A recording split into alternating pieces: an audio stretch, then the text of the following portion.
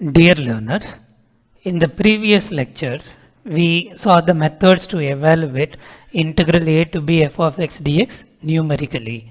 But the main restriction on the earlier methods is the nodal points xi's should be equally spaced. So what if the xi are not equally spaced? In that case, we use the Gaussian integration, numerical integration formula. So if we want to evaluate I of f is equal to integral a to b f of x dx. So we first try to express this of the form integral minus 1 to 1 f of x dx. So here the range for x is minus 1 less than or equal to x less than or equal to 1, or x varies from a to b. So a less than or equal to x less than or equal to b. So using some transformations we have to reduce it to the form minus 1 to 1. So just multiply by 2. So 2a less than or equal to 2x less than or equal to 2b. Subtract a plus b throughout the inequality. So 2a minus b less than or equal to 2x minus a minus b less than or equal to 2b minus a minus b. So we have a minus b less than or equal to 2x minus a minus b less than or equal to b minus a. So dividing by b minus a, we have minus 1 less than or equal to 2x minus a minus b by b minus a, that is less than or equal to 1. So if you take this as t, or in other words, let x is equal to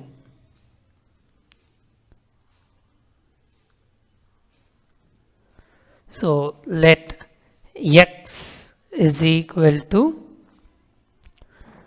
b minus a plus b plus b minus a into t by 2a by 2. So using this transformation, the integral I of f could be rewritten to.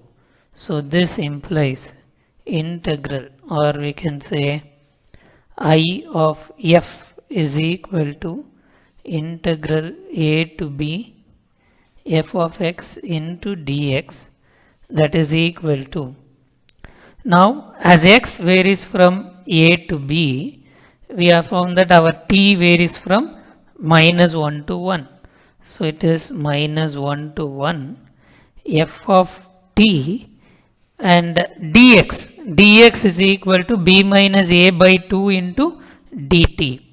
So it is equal to b minus a by 2 into dt. So any integral of the form integral a to b f of x dx could be reduced to integral minus 1 to 1 f of t dt using the transformation x is equal to a plus b minus a into t by 2. So now we are interested in a formula using which we could evaluate integral minus 1 to 1 f of t dt. Now, the Gaussian integration formula, the general form of Gaussian integration formula is, it is denoted by I n of f, that is equal to sigma n is equal to 1 to, I can say not I is equal to, we can take here not n is equal to, I is equal to 1 to n wi into f of xi. So we have to evaluate these two n parameters w1, w2, etc., wn, x1, x2, etc., xn, such that I n of f is exactly is equal to I of f. For this, we assume f to be a polynomial of degree 2n minus 1. So let f of t is equal to w naught plus w1 into t plus wt 2t squared etc. up to w2n minus 1 into t power 2n minus 1. So that our integral minus 1 to 1 f of t dt is equal to integral minus 1 to 1 w naught plus w1 into t plus w2 into t squared etc. up to w2n minus 1 into t power 2n minus 1 into dt. We know that all the odd functions, that is t, t cube, t power 5 and so on up to t power 2n minus 1 are going to be 0, because we know that integral minus a to a f of x dx equal to 0 if f of x is odd. So the rest of the terms contribute, and we also know that this could be extended as 2 times integral 0 to a f of x dx if f of x is even. So the constant functions are going to be 2 times the value. So it is equal to 2 into w naught plus 2 by 3 into w2 plus, in case of t power 4, it is t power 5 by 5 and it is 0 to 1, because 2 times 0 to 1. So it is 2 by 5 w4 and so on.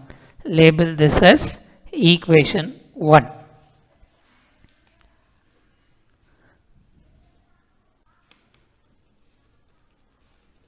And using the Gaussian integration formula, we have I n of f is equal to 1 to n wi into f of xi, that is equal to w1 into, or we can use the weights are used here, so we can rewrite our f as c0 c1 c2 c3, because we use w for the weights of the Gaussian integration formula. The wi are called weight and xi are called the abscissa.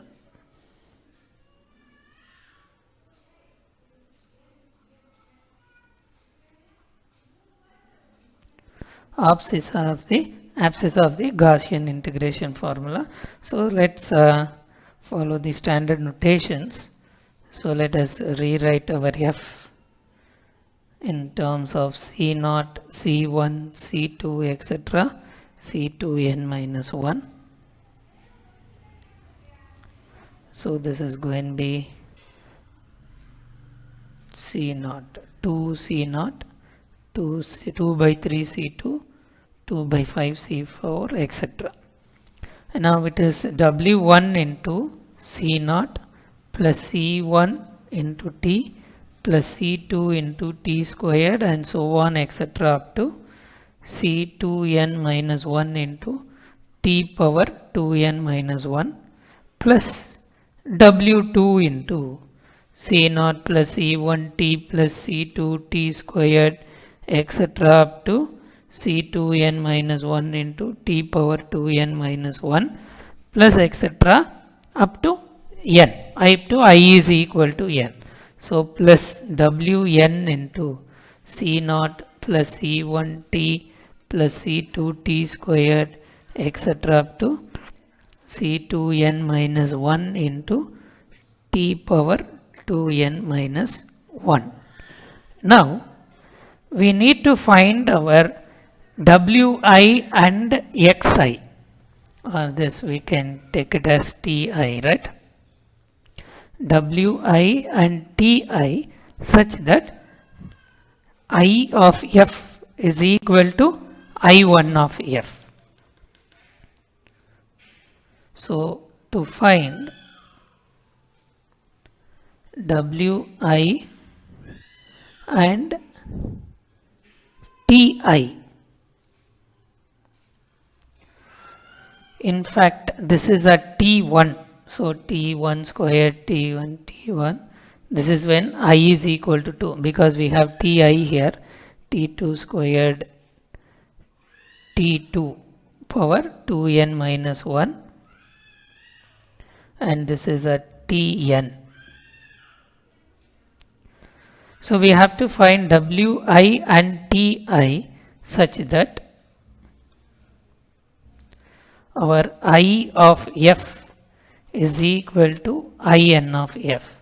So we have integral minus 1 to 1 f of t into dt, that is equal to this expression W1 into C0 plus C1 T1 plus C2 T1 squared etc. up to C2n minus 1 T1 power 2n minus 1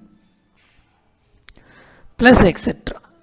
up to I is equal to n, Wn C0 plus C1 Tn plus C2 Tn squared and so on up to C2n minus 1 into Tn power 2n minus 1. Now just collect the terms and then we shall equate. So that is equal to C0 into W1 plus W2 etc. up to Wn plus C1 into W1 T1 plus W2 T2 and so on up to Wn Tn.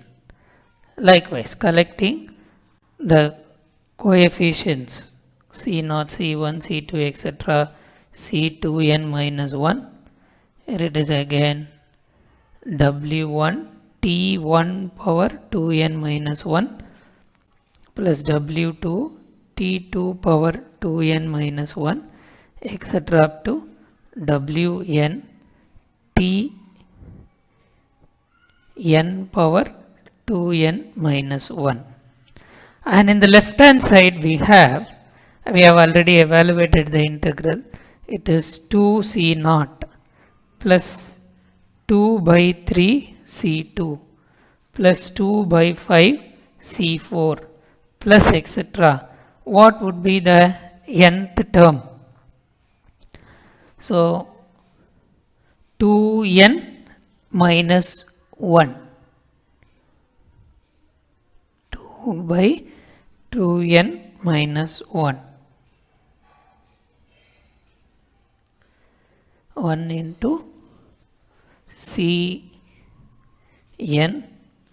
plus etc.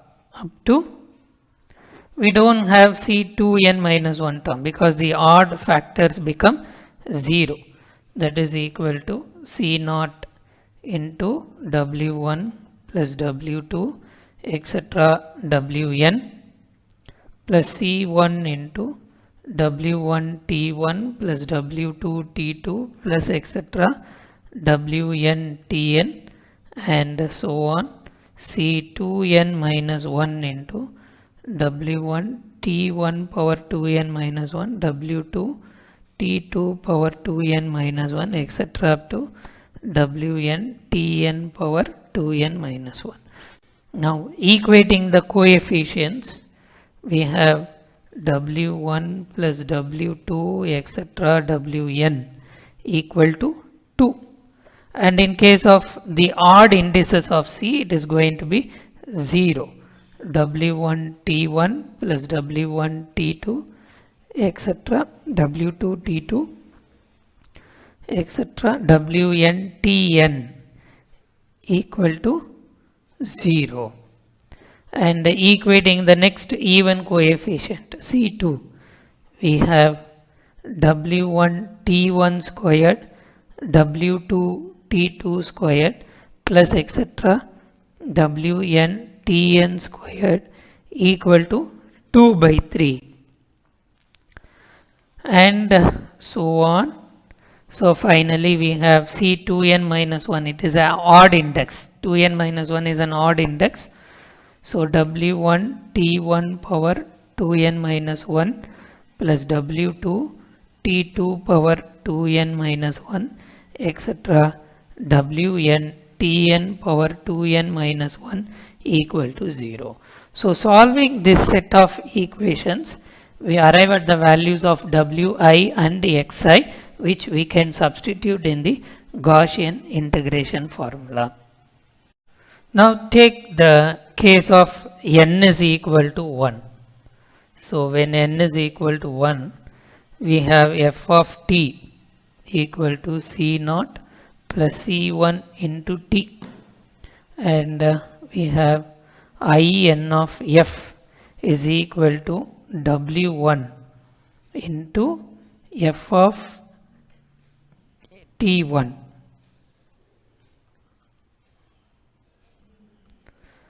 plus w2 into f of t2.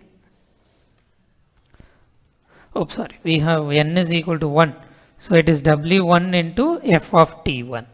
Then from the set of equations we have w1 is equal to 2 and w1 into t1 equal to 0.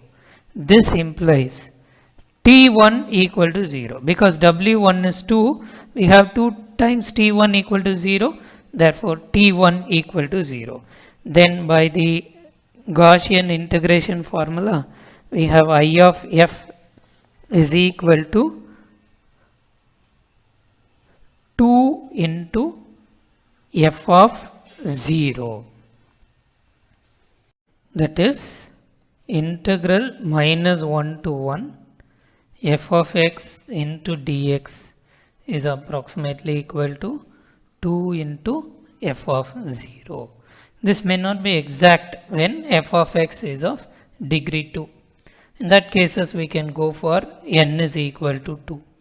When n is equal to 2, we can say f of t is equal to c naught plus c1t plus c2 t squared, and the Gaussian integration formula, it is going to be w1 into f of, or w naught into f of t naught. Here also we can use w naught t naught, so that we could not confuse with whatever we have done earlier.